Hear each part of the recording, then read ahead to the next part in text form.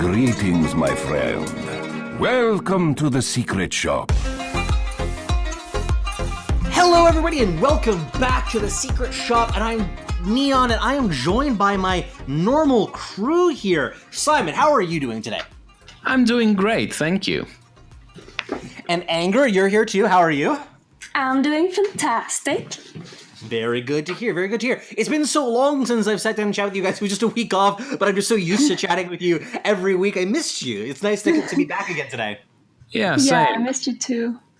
Yeah. I mean, it's just something that, like, I just get into this, like, rhythm of my life of just like, oh, I talk to these people on these various different days that I do my content for. And if I get out of that rhythm, it's weird. But yeah, we took the last week off because I think Anger was busy, and I'm trying to write a thesis between all of this stuff, which has been a pain in the ass to do, but I'm getting through it. I'm almost done, I think, now. But and thankfully there wasn't much to talk about last week. However, this week we will make up for it.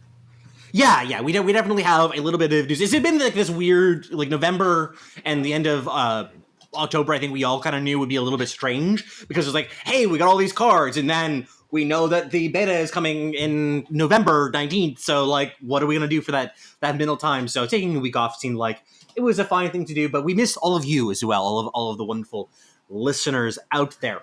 That's you. Thank you. Yeah, that's you. But to start things off, of course, we have our warm-up question. One of the members of our YouTube community asked, well, what is your favorite couple of the Dota lore? And I don't know if it would be taking it strictly as, like, actually have to be, like, dating couple or something like that. I think the one that they suggested, I don't know anything about this, of course. But the one that they suggested was PA and Omni Knight. Apparently they have a thing. Is that true? Well, I think that's more people shipping them. I don't think there's anything actually connecting them with the lore. I might be wrong, though. Yeah, but I don't think, like, Omni Knight, he doesn't seem to have any interest in women. It's only the omniscience. Okay, yeah. He's that kind of guy. I see. Yeah. Virginity protected. So the one for me, I like knowing very little about it. I actually just like the Tusk versus Bristleback rivalry, which we see really well in a lot of the cards that they're fighting with one another and such. So I think that is, but I don't know what it is about it. They're like why they hate each other so much, but they very clearly hated one another's guts, which I think is kind of hilarious. Yeah, as far as we know, it was just some barroom brawl where Bristleback lost for the first time, and that's when he had to train for the very first time in his life, and that's also when he found out that he could shoot his spikes. Oh, okay, sure. But I mean, it's just funny that's like, that they have this like weird rivalry, and there's like a petty thing like that. But what about you guys? Is there like a pair, a couple of some sort that you guys like? Let's start with Anger. I actually really like Axe and Good Kind. They're in the comic. Oh, yeah. And also you see Good Kind in the artifact cards. And yeah. So who is Good Kind? Because I don't think everybody will know who that is.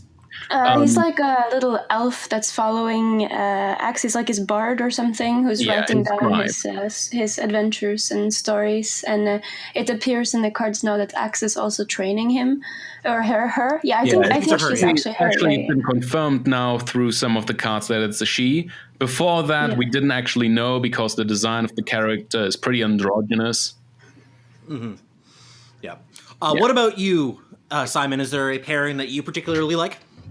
Well, I'm not really into shipping, so usually I look for official relationship stuff, and so far that would be the Skywrath, Mage, Dragoness, and with Vengeful Spirit.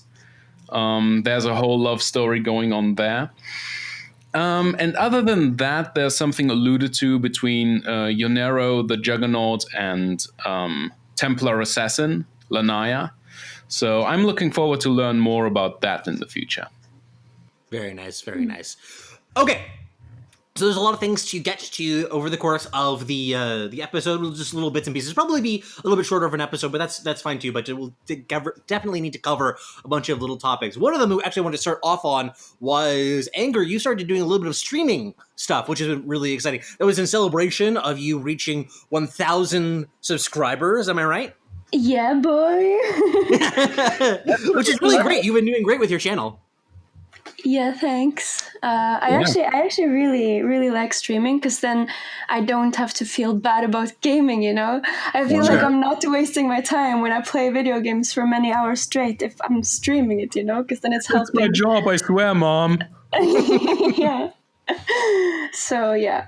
How are you finding it streaming on, like, is it hard to do for just, I think it's also good for people who haven't done this before. Like, was it just like, oh yeah, you just set things up and then you just go? Like, was it hard? Well, some sound things were a little bit hard, like the music volume and my voice volume and stuff like that, and setting up the chat so that, because I have the chat on the on like the video, you know, and setting and also I'm on both Twitch and YouTube streaming live, so paying attention to both chats at the same time is a little bit confusing, but yeah, but it's still really nice. It feels kind of like I'm playing multiplayer too, because there's other people there, you know. Right. Well, from what I've seen, even pro streamers still get issues with all sorts of things on the regular. So you're not alone. And actually, you were mentioning, though, that you probably wanted to continue streaming on both are you want to continue streaming on both Twitch and YouTube? Because I think that you said that you might want to be switching just to YouTube in the future. Is that the case still? Yeah, I think I'm not 100% sure, but I think it's something about if you become a Twitch partner, you're not allowed to stream on YouTube at the same time as Twitch. I don't know what the rules are with YouTube. Like if I become a YouTube partner or whatever it's called when you get the super chat and sponsor button, if I'm not allowed to also stream on Twitch, I'm not sure. But since it's first and foremost my YouTube channel I want to grow, and all the kids nowadays, you know, they're on YouTube. And there's just many more people who are on YouTube than who are on Twitch, you know? It's... I don't know. I feel like if I have to choose one, I think I will choose YouTube. But for now, I'm just doing both, and we'll see which one, in quotation marks, wins. And I don't know. They're pretty even, but I think maybe Twitch is a little bit ahead. We'll see. Yeah, I'm actually really interested to see how the streaming community works with Artifact, because we have there's both the YouTube and the Twitch things as well, but also there's the Steam TV thing that Valve is working on right now. We're going to be talking about it, of course, soon, but there's this BTS Artifact tournament that's happening next week, and that's going to be on Steam TV. I'm like, right now that isn't open to just streamers as I understand it, but maybe it will be soon. So I'm really fascinated to see how that ends up turning out, of which streaming community ends up being the most vibrant, because that's a lot of things about it too, right? Is that just, you know, when you're streaming there and people are like going to see, it's like, oh, I want to go see who's streaming Artifact right now, then they will just open it up and see that you're there, and that's a good way to attract people to your channel. So as of right now, clearly, since you can't stream Artifact, that isn't really a factor quite yet, but it definitely will be in the near future. But okay, so the thing is, when Artifact comes out and everyone and their fucking mother is gonna be streaming it, nobody, like if you're just a small channel at the bottom of the page on Twitch, nobody will find you. But on YouTube, if you just use search engine optimization, even if you're super tiny, then people are gonna be able to find you. On Twitch is much more effective if you're already established and you're already big. But on YouTube, I feel like it's easier to attract people when you're small.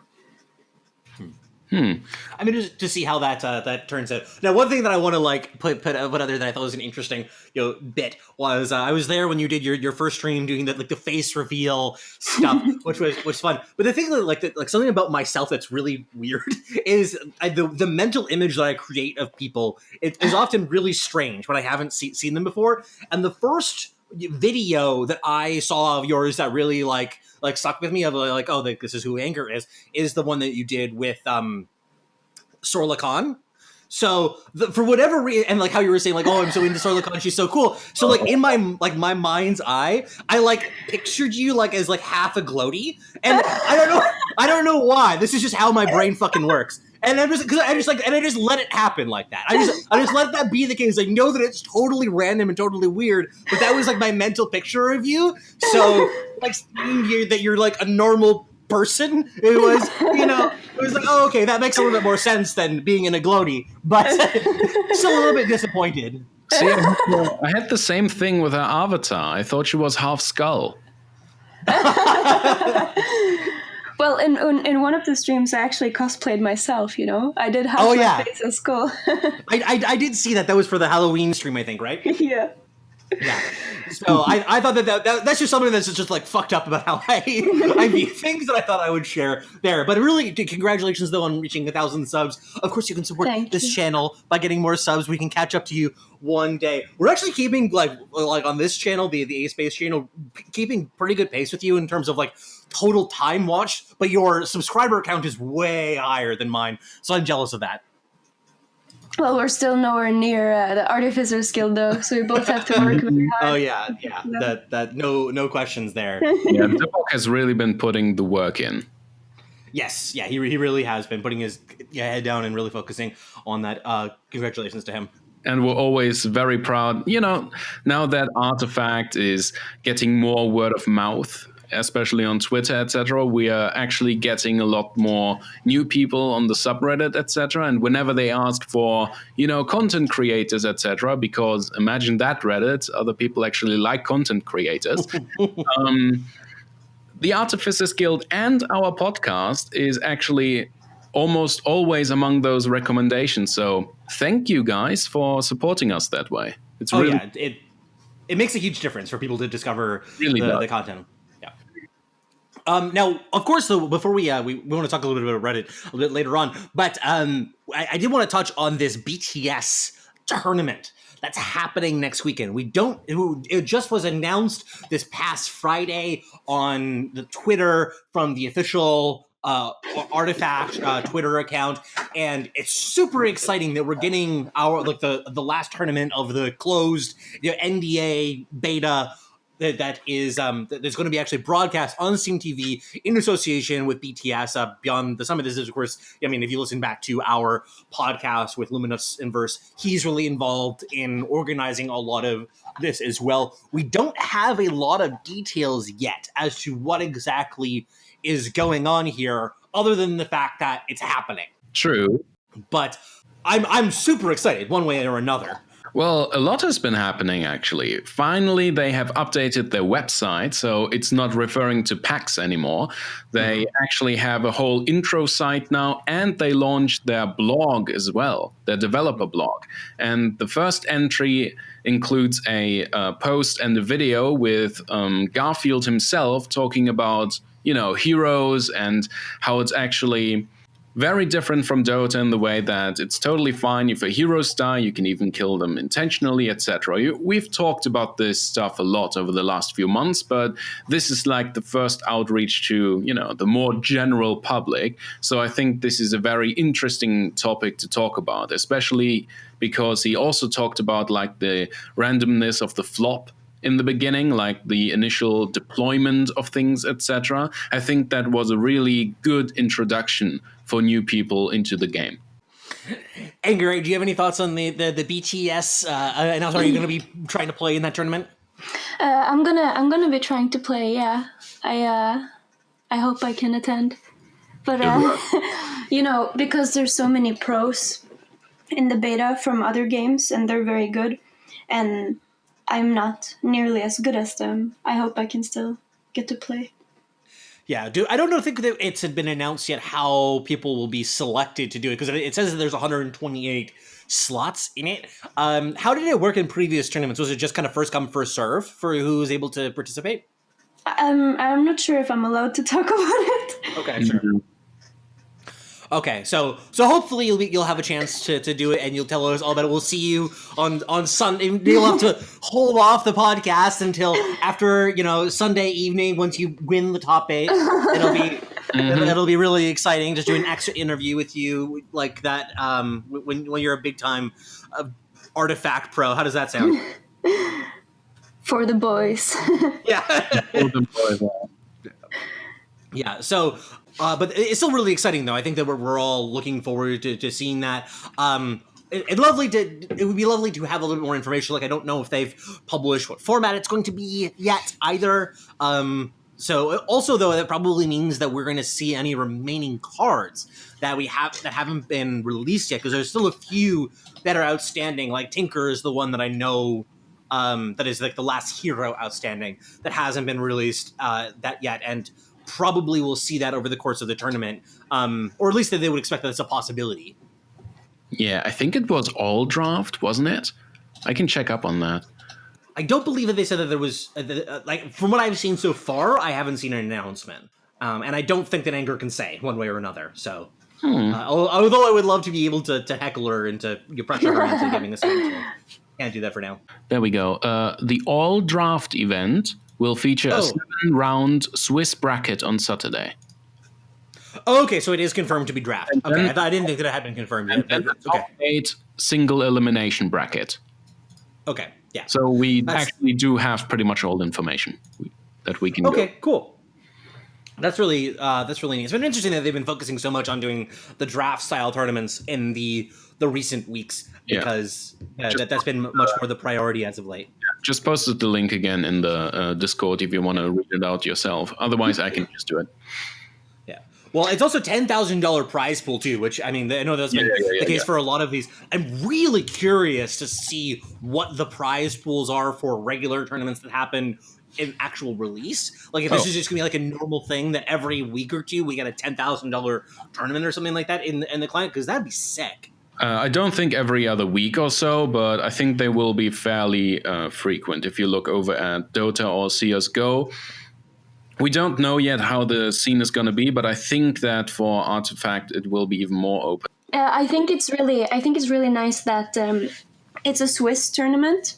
For those that don't know, in Swiss it will match everyone up against people who have a similar result. So you play 7 matches, and if you win the first one, then you will go against somebody else who also won their first one. And if you lose, you will go against somebody who also lost the first one. So for every time you win or lose, you will go against somebody who had a similar result.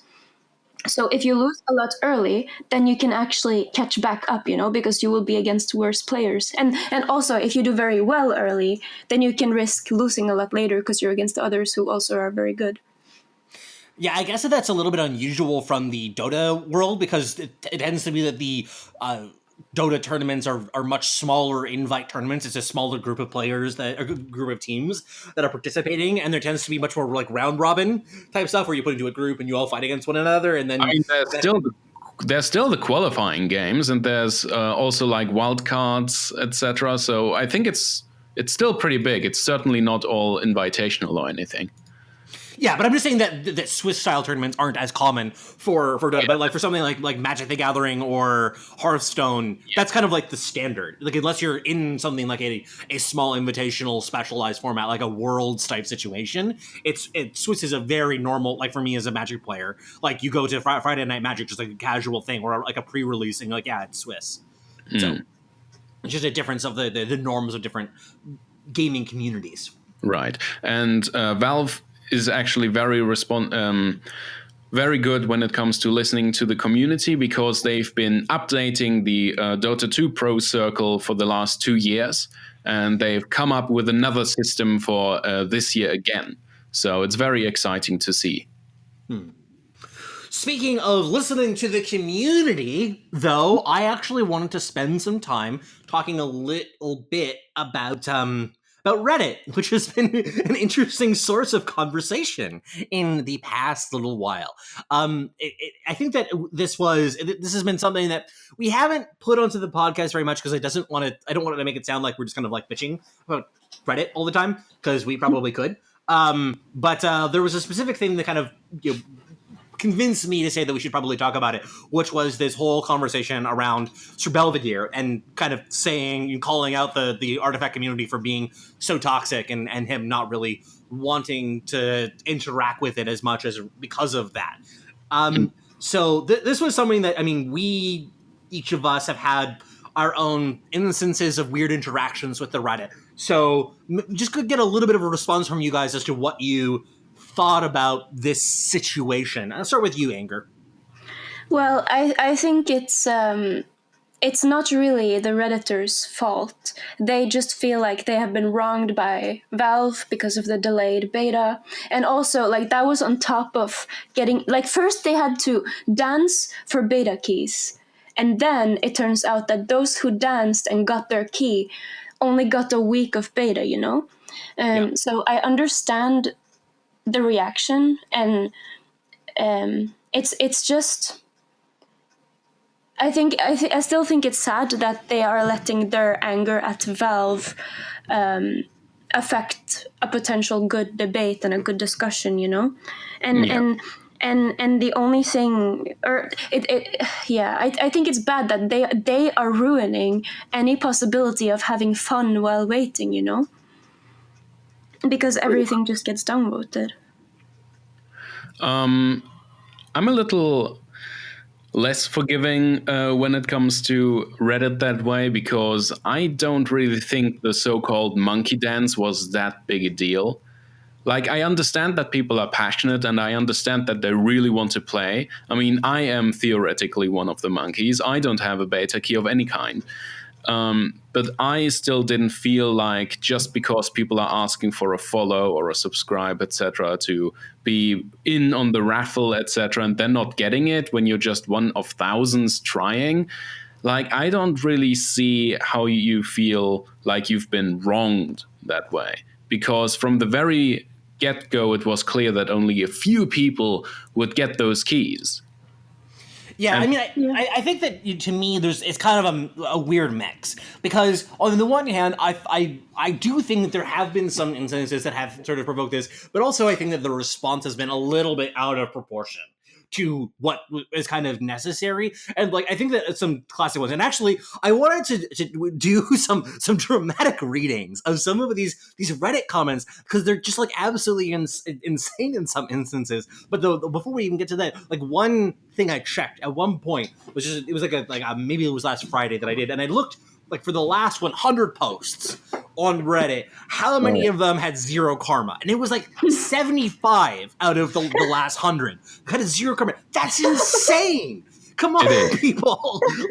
Like calm down. Not every and it's just like perfectly constructive posts just get downloaded into oblivion. And I'm just I mean, I know that like when it's my own content, I'm a little bit biased, but it's like, I don't understand why people are downloading it that much. Like, what did it do to hurt you? I'm just putting something out there that is kind of, you know, like, hey, this is something that you can watch to waste some time if you're excited about Artifact and can't play it yet. You know, 0 karma. Like, I don't get this. It really is insane, because it was either news, leaks, or GTFO pretty much. And I do think that Sir Belvedere is correct in some instances. The Reddit really is overly negative currently. I'm going to avoid the word toxic because that has some other implications as well. It's a pretty loaded term, Yeah, but it's definitely a very negative forum currently, if you can call it that.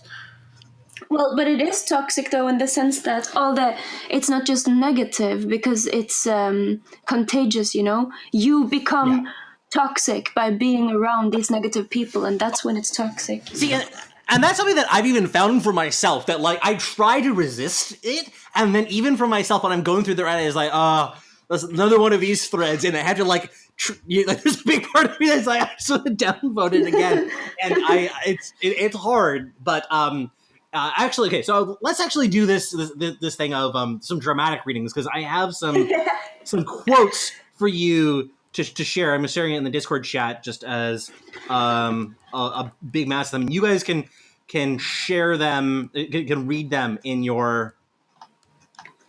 we're gonna do it live. Yeah, do it live. Let's do some of these, and I'll get some nice dramatic music as we're getting them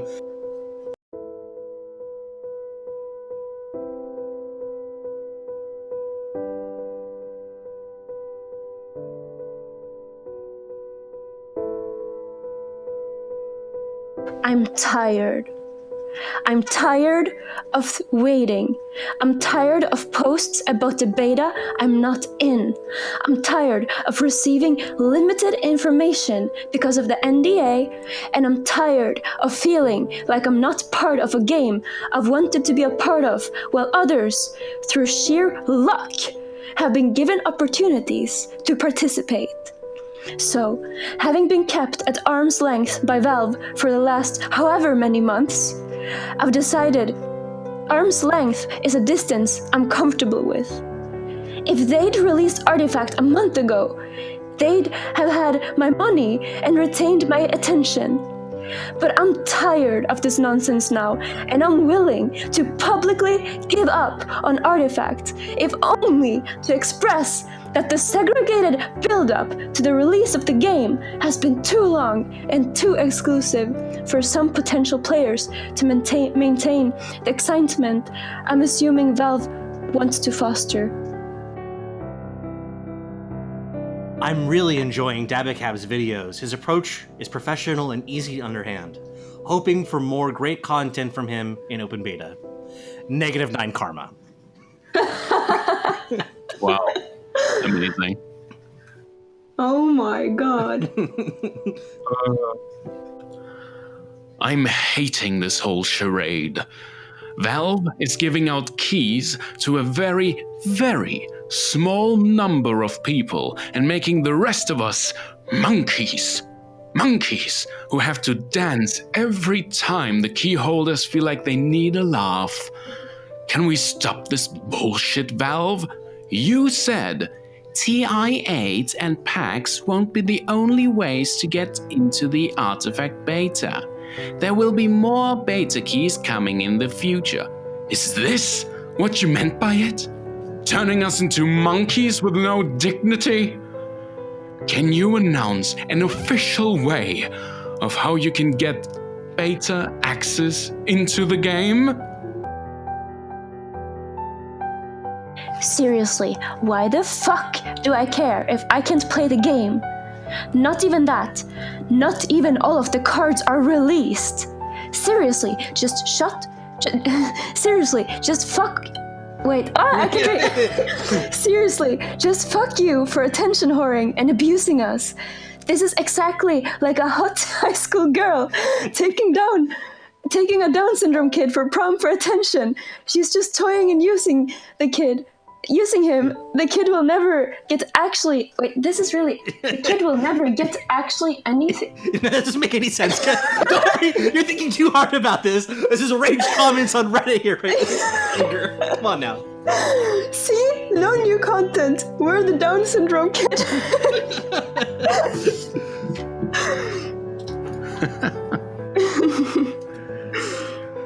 This is a really good selection, yeah. All you're going to get here is a bunch of people literally sucking the cock of Valve and just saying you're entitled to nothing because you weren't famous before Artifact and even an idea, you monkey. So, good luck. If we want the sub to survive healthy until the beta official opens, we need to ban beta giveaway contests. Suggestion. Unpopular opinion. The solution to making the sub honest and friendly, to respect the hype and not feed on people's desperation, is to ban beta giveaways. People need to realize they have to wait. We all desperately want to play, but this competition for keys is making the sub way more toxic and negative than it needs to be. No more trying to take advantage of people's art. No more wasting clickers. That's who even enjoys. No more competition between zones. No more cold trolling and no more complaining. We're just being taken advantage of because of our want for the game. And if we can't moderate people's greed, we can at least stop and ban the competition that feeds it.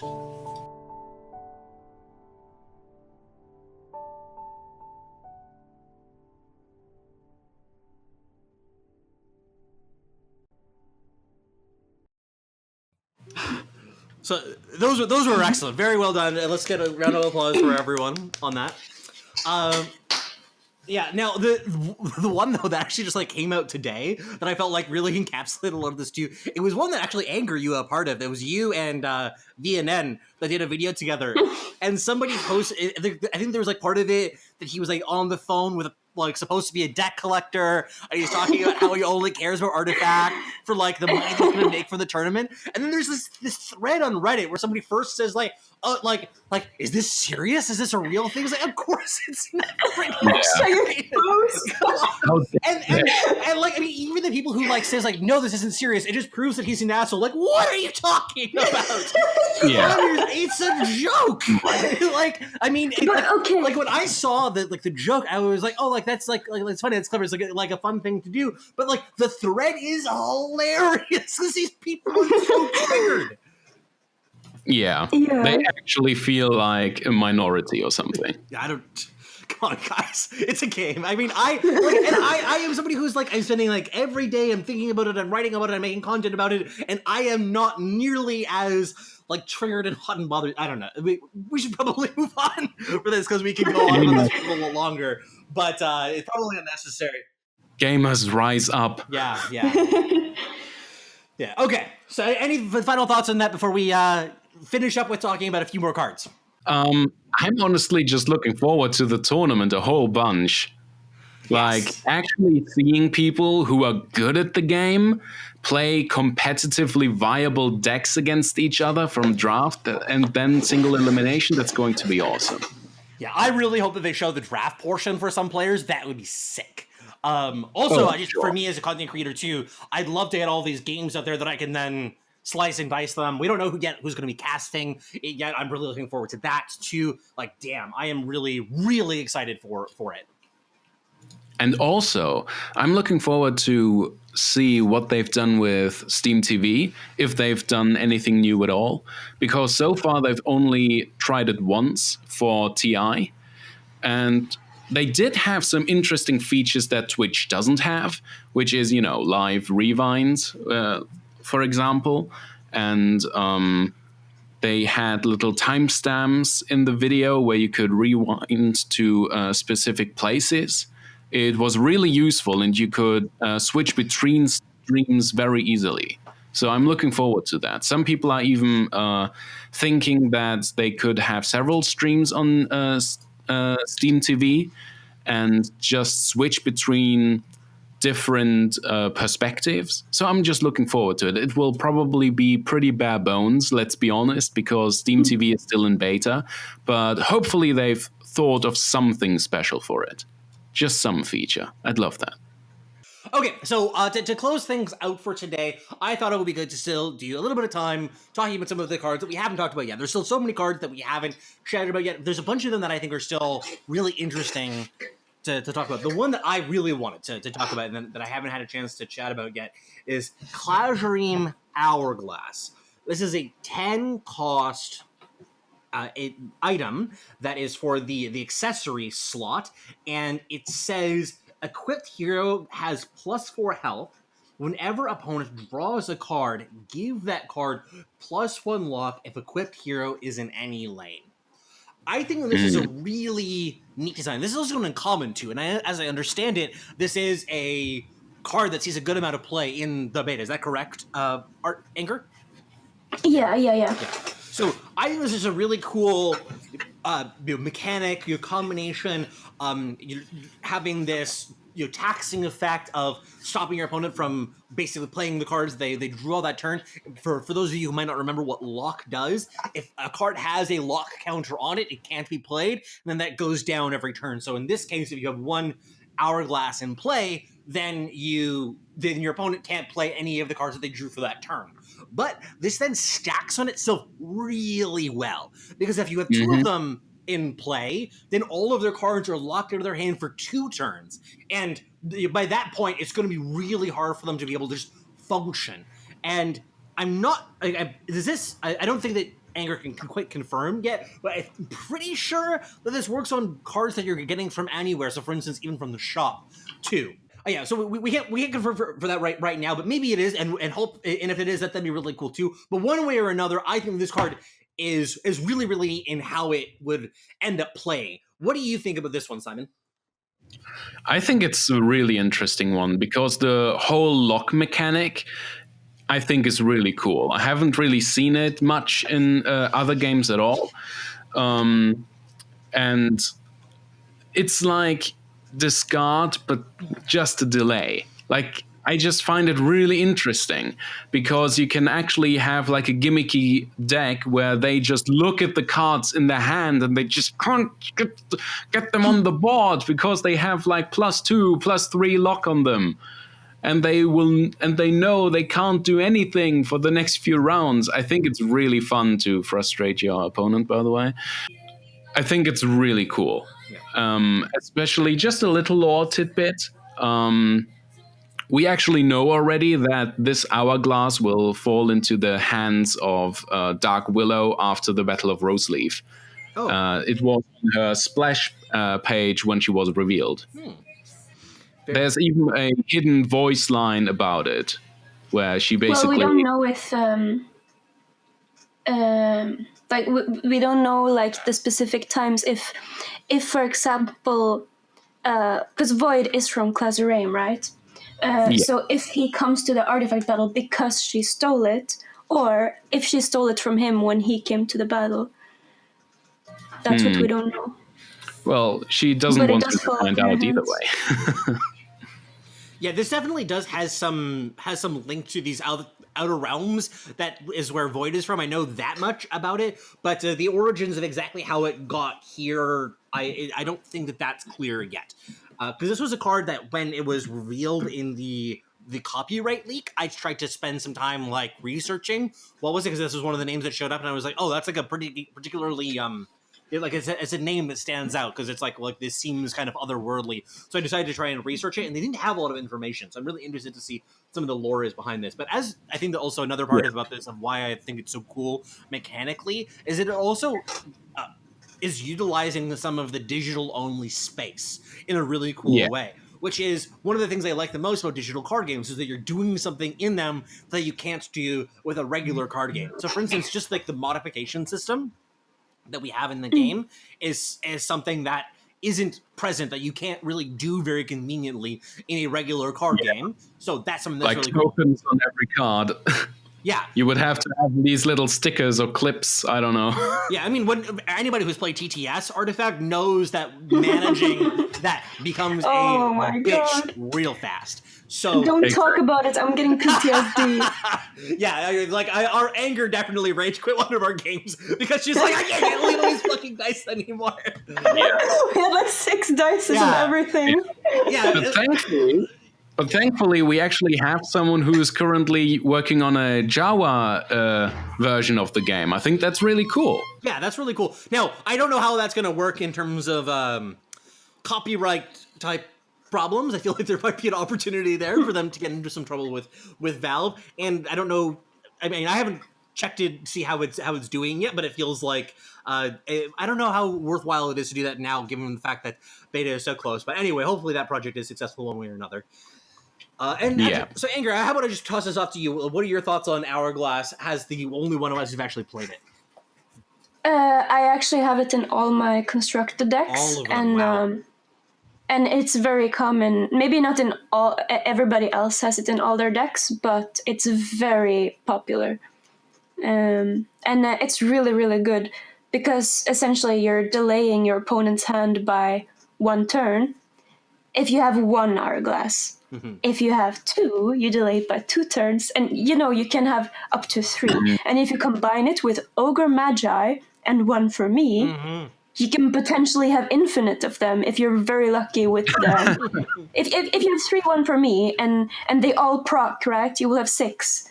And you will have 9 Clazuraim Hourglasses, How much have you... What was the most number of Hourglasses that you've played against at once? I think once I played against Cosmic, if you know him, from him, and I think it was him I played against, and I had 4, I think, and he had 3. So, well, I only we only had 4, but we both had so many. And you're playing like a game that was like 3 turns in the past or something like that. That's hilarious. Oh my god, this is why Chronomancy is banned. Yes, exactly. Anger, is there any cards that are revealed right now that you wanted to highlight as something that that you're really interested in for one reason or another? I'd like to bring up Relentless Zombie. Relentless Zombie. It's not very good in Constructed, but it's pretty good in Draft. Relentless Zombie. Yeah. This is the 3-cost 2/2 that is 2-cost 2/2 that has Death Shield when it's played. So that means that when it dies, it comes back as a 2/1. Right. I always forget to read what the cards do, but yeah. This is what you have me for. I've been doing the podcast thing for a while. Like, read the card. Yeah. No. I wouldn't run it in Constructed, but it's pretty good in Draft. Well, I imagine it's a good stalling tool, and then it also probably takes up modifications really well as well. So, especially if you have it like any combos with this, it's going to be quite good. But and if just you need to buy a couple of turns, then this can soak up like whatever it is, 12 damage sometimes, right? Mm. Are there any other cards that you would point out that you're like, hey, this is much better in Draft than maybe it looks like initially?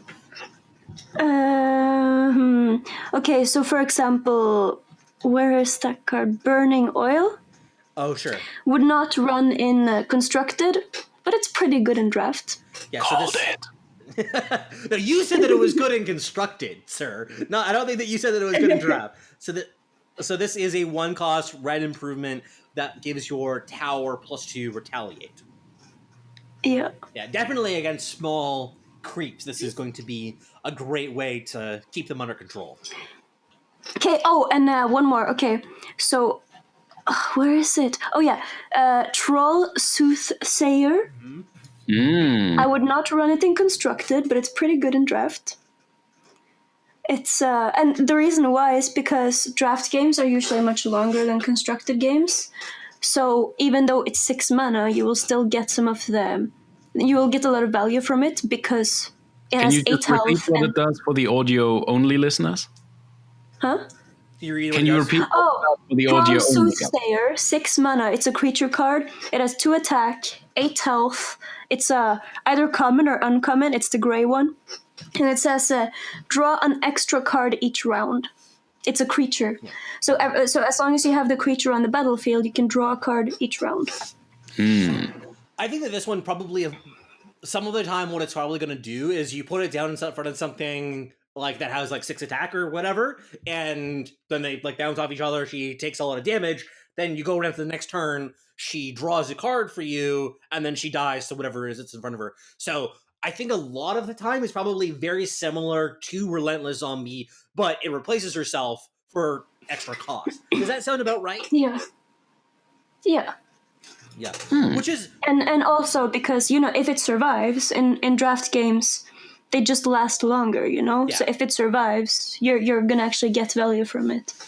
Yeah, I imagine that, like, maybe half the time it has that application of just, like, getting a little bit of chip damage to wear something down, and then you draw, like, replaces herself with the card. And then a bit of the time is you get a free lane, and you just say, like, for instance, like, there's a lane that your opponent has abandoned, and all you have stuck in there is a blue hero, and be like, oh, okay, let's drop her here, and then she just becomes this source of card advantage that either forces your opponents to commit stuff into that lane to actually kill her, or they just have to say, like, okay, I guess I'm dealing with 3 cards a turn as opposed to 2 cards a turn from my opponent. Yeah, and also just creeps in general are really good for Draft. You just pick up most creeps you encounter. I heard that the Champion of the Ancients is actually pretty good in Draft. I don't know. I believe Stan Sivka said something to that effect very recently. I would not take it, I think. Or it depends if it's the only thing I had and nothing else. And maybe... No, I don't know. Yeah. I would have to have pretty shitty cards to choose from to take a Champion of the Ancient. because it's just too situational, and you don't want it to sit on your hand until 7, or I don't know. Maybe I'm wrong, but I would not take that. I'm really interested by how much it really feels like there are a lot of people who have very different opinions on this stuff. Like, I've just like from the different stuff I've seen between what Scientifica says about stuff and Swim says about stuff, like etc. Just like there's constantly people that I'm hearing very different opinions about different cards, like all the time, which has just been shocking to me coming from Magic the Gathering, where it's like. Within a month after something's a set's released, basically the discussion is like, okay, which one of these two marginal creatures do you include in your deck? Like, one of them is slightly better than the other one. There's a little bit of argument about which one is a little bit less bad, but as comparisons. But now it just feels like everybody that I hear from has wildly different opinions about what's good, what's bad, and why. Yeah. Well, this is actually why I'm looking forward to Constructed the most, I think, personally. Because from what we've heard, here's the thing, like, again, people have been saying, oh no, what if the meta is already figured out, etc. But clearly there's still a lot of room for evolution when it comes to the meta, etc. So I'm just really looking forward to the whole Constructed meta to just go crazy places. That's what I want. Yeah. So, Simon, did you have another card that you had in mind that you wanted to chat about? I do, actually. And that's the Pit Fighter of Quoich. I believe that's how you pronounce it. It's a black 4-mana creep, and it has 2 attack, 8 health, and the following effect. Modify Pit Fighter of Quoich with +2 attack after an allied neighbor dies. I like this one, and it has a lot of flavor too. Quoich seems to be this city of undead abominations. I believe Pudge recommends that place as well. And I just think that this card will work best in zoo decks and those that want to go wide. Because you actually get a fairly significant buff whenever people around him die. And for a 4-mana creep, he has a pretty nice body with 8 health. His attack is abysmal, but it can improve. I understand that it's not like the best card, but I definitely think it's a very interesting one. I feel like that there's a lot of these 4-cost cards that, like, if you place them in the right lane at the right time, could be, sort of kind of take over the game, especially in draft against decks that don't have a lot of sweepers. This is really going to excel in a place like that, very similar to, Red Mist Pillager or Savage Wolf. There's the green one as well that's similar to this. The one that like grows out of control. Rampaging Hellbear? Yeah, that or the guy. Scepter? Yeah, that's the one. That gets the +4 attack every turn. So there's a lot of these kinds of cards, and it's really interesting. I think that you get a lot of them together into a deck, and you get good at placing them correctly. It seems like a really interesting archetype to me. This is one that I think that it rewards a couple of different archetypes and a couple of different game plans too, that if you wanted to do a more tokens heavy build, maybe you put this in a blue black deck with things like Dimensional Portal, things like your Venomancer, even maybe that are, you just have a lot of these creeps that you are expecting to die, that he's just going to grow and grow and grow in that way. He also does well with healing effects. So while he is not I don't think that he is an outstanding card, he does have a lot of these minor combos that I think is really interesting. Yeah. Yeah, I wouldn't run him in Constructed, but he's pretty good in Draft. What would you run in Constructed? Rampaging Hellbear is the answer, apparently. Yeah. Well, Rampaging Hellbear, I wouldn't run it in Constructed, but it's pretty good in Draft. What was the one, the meme? It was just mono Viper, mono green. What is your favorite Constructed card? Let's get that from you right now. Yeah, hot take. Classroom Hourglass. Classroom Hourglass, okay. Sure. Gotcha. Okay. Yeah, there it is. Okay, so actually, one thing that I wanted to talk about briefly before we end the cast out, there is as I mentioned before, we are sponsored by Ink Gaming, which is a wonderful company that does all sorts of wonderful gaming supplies that have really cool designs on them and such. Now, we were supposed to have some designs that were going up on the website this past Friday. They were delayed because of some technicalities on the business side, but they should be coming up on the website around the time that this podcast goes public. So I'll have a link below once that becomes available to check things out. There's some A-Space specific designs, but then some of the other designs are actually done by Anger here. So she did the painting of the Kana and Prelix, of course. That's on some like mouse pads and play mats, etc. There's also the Dota map that she did as well that is going to be on there in addition. So I'm really excited to see that. I think it turned out really well on the designs that I saw. So that'll be coming up as well. And there's actually a competition going on right now that you can win one of these if you sign up. It's a Gleam little promotion thing. There'll be a link for that in the description here of whether you're both listening on YouTube or on the podcast forum, and you can find it on my Twitter as well. But this is that you can win one of these 3 designs, whichever one that you choose for the winner. And but I'm really excited about that because they have all of these cool different designs and different options for the merchandise, and I think that it turned out really well. And I just wanted to let everybody know about that. Anger, do you have anything to add on that? How does it feel to have your artwork on real things out in the world? Yeah, future best-selling items. It feels really nice, actually. It's I don't know. It's just nice knowing that I made something that other people like, I don't know, that sounds so cheesy, but that's how I feel. Yeah.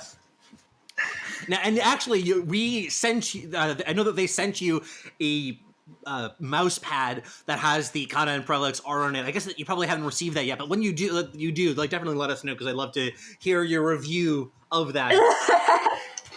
yeah, for sure. Yeah. Okay. I'm gonna illegally make copies of it and distribute. And then, so beyond that, just one other thing that I would want to plug on the way out the door is also I had an article that went up last week that was about fan formats and why I think that they're important and really interesting. That'll be linked below. So nice little article talking about the history of fan formats and some different examples of how it could be done in Artifact. And maybe you will be able to see those when the game actually comes out in various forms. I think that'll be really cool. Simon, any projects that you want to plug on our way out the door?